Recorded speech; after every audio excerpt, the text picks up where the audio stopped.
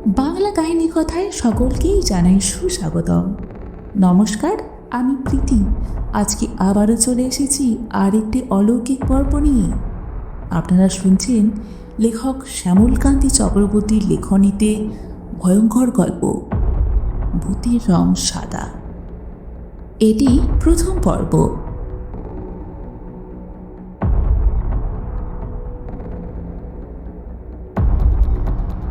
মৃত্যুঞ্জু, জিট্টুই ইট্টামার দিট্টলি ইট্টা ছবি। মুরগির পায়ের আঙুলের মতো শেকড় বাকড় ছড়ানো লিচু গাছের পিছন থেকে কে যেন বিচিত্র ভাষায় মঞ্জুকে ডাকল। এমন সময় এই রাতে কে বলছে অচেনা এই ভাষা? ঘাড় ফেরাতেও ভয় পেল 23 বছরের মঞ্জু। কদিন পরে ওর এক্সাম আছে, ও চাকরির প্রস্তুতি নিচ্ছে, তাই মনোযোগ তার বেশি ছিল বইয়ের পাতায়। শব্দটা আসছিল বাইরের লিচু গাছের কাছ থেকে। যে কথার মাথা মুন্ডু কিছুই বুঝল না মঞ্জু। কোনো রকমে হ্যারিকেনের পোলতেটা বাড়িয়ে ঘড়ির দিকে তাকালো। রাত প্রায় 12টা। ওদিকে বিছানায় কাঁথা মুড়ি দিয়ে ঘুমোচ্ছে তার বিধবা মা। ওরা দুজনেই এ বাড়ির একমাত্র বাসিন্দা। মঞ্জু ভাবল মাকে একবার ডাকা যাক, নইলে ছুটে গিয়ে বিছানায় ঢুকে পড়ে। বিছানায় ঢোকার সময় দেখব না করেও চোখটা গিয়ে পড়ল লিচু গাছের দিকে। গ্রাম দেশের নিশুতি জ্যোৎস্না রাত। দুধের নীল রঙের হিম ঝরছে গাছের পাতায়, আর তারই এক ডালে পা ঝুলিয়ে বসে মনে হলো এক শ্বেত পরী। ওড়নাটা তার ঘূর্ণি হাওয়ায় যেন দোল খাচ্ছে। চোখ নামিয়ে বইয়ের পাতায় সেঁটে দিল। এবার মনে পড়ে গেল কোনো এক গল্পে পড়েছিল, আফ্রিকার ইয়োরুবা আদিবাসীরা মনে করে ভূতের রং সাদা। লিচু গাছে সাদা কোনো পেট্টি নয় তো, যারা জ্যোৎস্না রাতে আসে? সেই প্রথম ভূতের ভয় ঢুকল মঞ্জুর মনে। সাদা রঙেও যে অশরীরী কিছু ভর করে, এমন একটা ধারণা মঞ্জুর হয়েছিল আর একবার। সেবার যখন স্কুল থেকে এক শীতের দুপুরে ওদের এক্সকারশনে নিয়ে যাওয়া হয় জাদুঘরে। সেই সময় এ ঘর সে ঘর ঘুরে ওরা গিয়েছিল তিব্বতী শিল্পকলার গ্যালারিতে। দাঁত বের করে মহাকালের মুখোশ দেখে চোখ বুজে ফেলেছিল মঞ্জু। পাশে ক্লাস 10-এর টুয়ার হাত চেপে ধরেছিল সজোরে। নিভা দিদিমণি বলেছিলেন, এতেই এত ভয় ধরে গেল? তবে তো নিচের তলায় কাচের ঘরে মানুষের হাড়ে তৈরি গয়না দেখলে বিড়মি খেয়ে যাবি।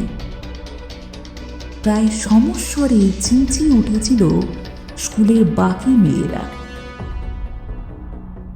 তাও আবার হয় নাকি?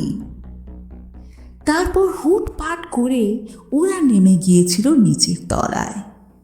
একজন গাইড লেকচারার বুঝিয়ে দিলেন ওই হাড়ে তৈরি অলংকারের বিচিত্র ইতিহাস। সে এক ভয়ঙ্কর কাহিনী। মরা মানুষের উরুর হাড় খোদাই করে তৈরি হতো এইসব গয়নাগাটি। হাতের বাজু, গলার হার, কোমর বন্ধ, মুকুট, এইসব। কোমর থেকে ঝোলাবার অ্যাপ্রনখানা দেখবার মতো ছিল। হাড়ের গয়না আর হাড়ের রুদ্রাক্ষ দিয়ে জুড়ে তৈরি করা হয়েছে একটা ঘাগরা। তার কোনোটাতে পদ্মফুল, কোনোটাতে বৌদ্ধ ধর্মের নানা প্রতীক চিহ্ন, কোনোটায় আবার শঙ্খের ছবি খোদাই করা। সুন্দর সব কারুকাজ, সাদা হাড়ে সুব্রতার চকমকি। কতকগুলো হাড়ের ফলকে বিকট বিকট সব দেবদেবী, দৈত্যী দানব আকৃতিও করে করে খোদাই করা। জিনিসটা তিব্বতী। গাইড বলছিলেন ওখানকার একদল বৌদ্ধ লামা এগুলো ব্যবহার করে তান্ত্রিক নাচের সময়। নাচের নাম শাডাক। ভূত প্রেত দৈত্যী দানব পুজো আচার নিয়েই থাকতো সেকালের তিব্বতীরা। তারই অঙ্গ এই নাচ। এরপর বছর খানিক কেটে গেছে, পড়াশোনার চাপ বেড়েছে মঞ্জুর।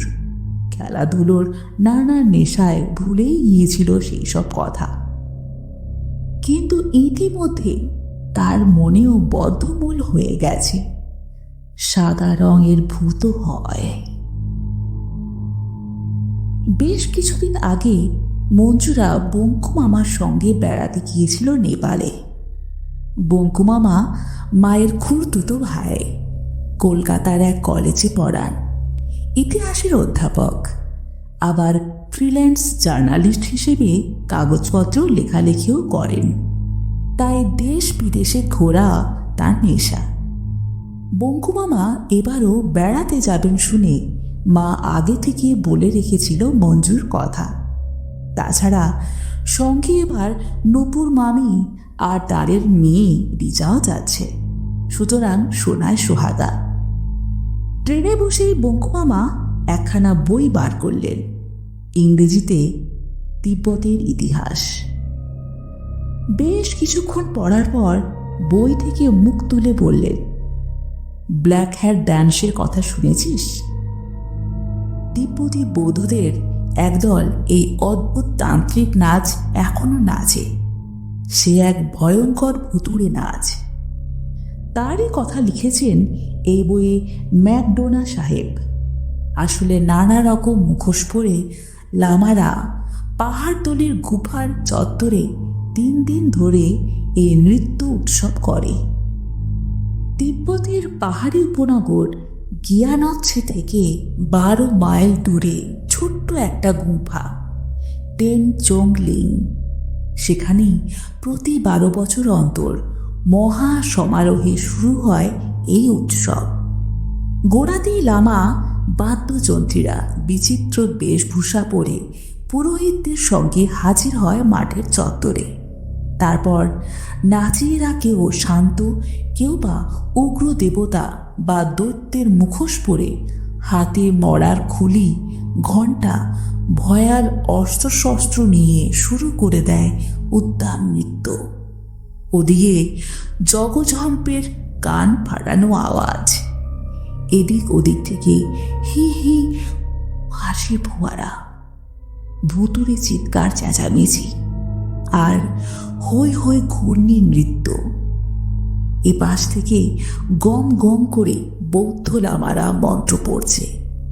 এরই মধ্যে সাদা কঙ্কালের বেশে ছুটে আসে ভূত সাজা মানুষগুলো। ওরা নাকি মৃত মানুষের আত্মাকে বয়ে বেড়ায়। তারাও দুদ্দার করে নাচে যোগ দেয়। ইতিমধ্যে রে রে করে ছুটে আসে কালো পোশাকের এক তান্ত্রিক। তার মাথায় কালো টুপি, টুপির গায়ে ছোট ছোট কঙ্কালের মুখ। তার হাতে একটা অস্ত্র, ড্যাগার, ফুরপা।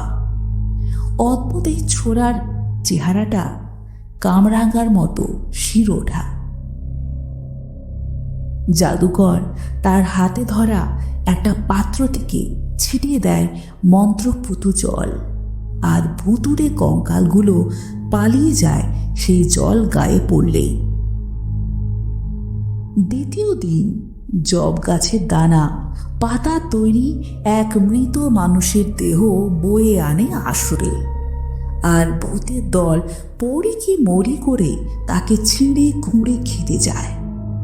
পুরোহিতরা ছুটে আসে তাকে রক্ষা করতে। চলে প্রেত আর পুরোহিতদের টানা পড়েন। ভূতেরা হেরে পালিয়ে যেতে তাদের রাজা হাতে রক্তমাখা ছোরা আর মাথায় হরিণের মুখোশ পরে।